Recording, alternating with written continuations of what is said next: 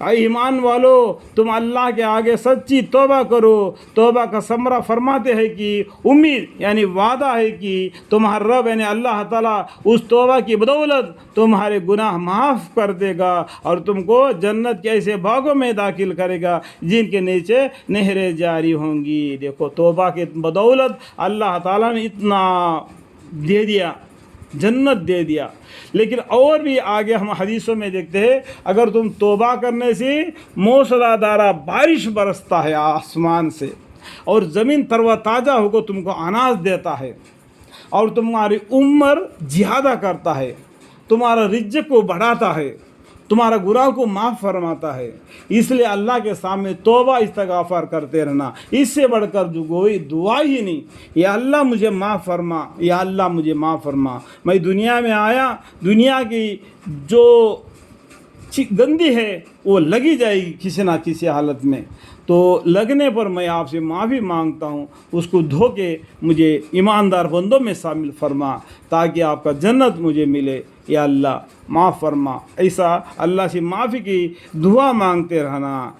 اور یہ اس روز ہوگا کہ جس دن کے اللہ تعالیٰ نے نبی صلی اللہ علیہ وسلم کو اور جو مسلمان دین کے روا سے ان کے ساتھ ہے یعنی پیغمبر صلی اللہ علیہ وسلم کے ساتھ دیے. جب پیغمبر صلی اللہ علیہ وسلم مکہ چھوڑ کر مدینہ گئے تھے اس ٹائم پر جو مسلمان ان کو ساتھ دیے ان کو رسوا نہ کرے گا. جو پیغمبر صلی اللہ علیہ وسلم کو جو ساتھ دیے دین میں اللہ سے ڈرے، دین اسلام کے ساتھ رہ کر جو مصیبتیں اٹھا کر دین اسلام کو بول بھالا کر دیا، آج دین اسلام کو ہمارے خاندے میں چھوڑ کر وہ قبر میں پہنچ گئے، برزخ میں زندگی میں پہنچ گئے.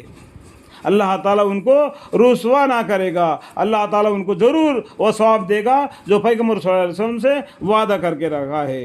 ان کا نور ان کے دہنے اور ان کے سامنے دوڑتا ہوگا. جو ایمان لائے نا وہ سر کے پیشانی پر یہ اجالا کے جیسا پڑے گا، جیسے کہ ٹارچ لائٹ ہوتا ہے.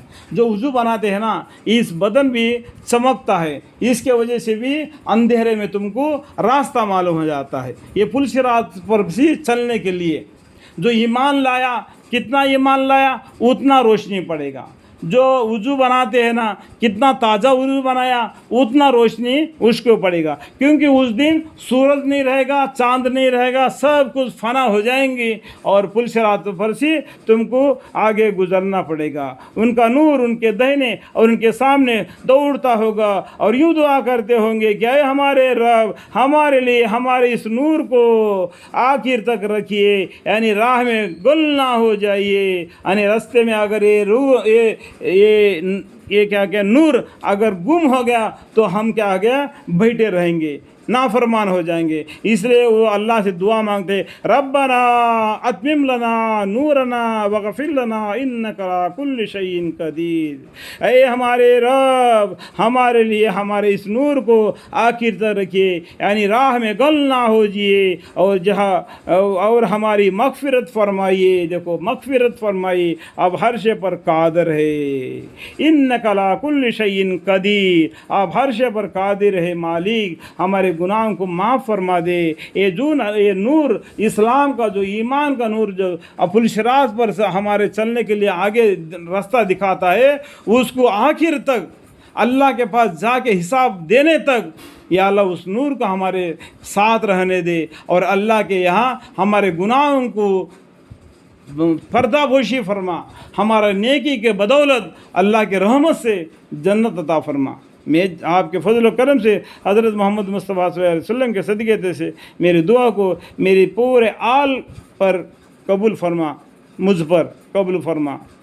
آپ ہر شے پر قادر ہے. اے نبی صلی اللہ علیہ وسلم کفار سے باستثنا اور منافقین سے باستثنا جہاد کیجئے. اللہ تعالیٰ بولتے ہیں ان سے جہاد کیجئے، ان سے لڑو یہاں تک کہ وہ اسلام کو قبول کرے.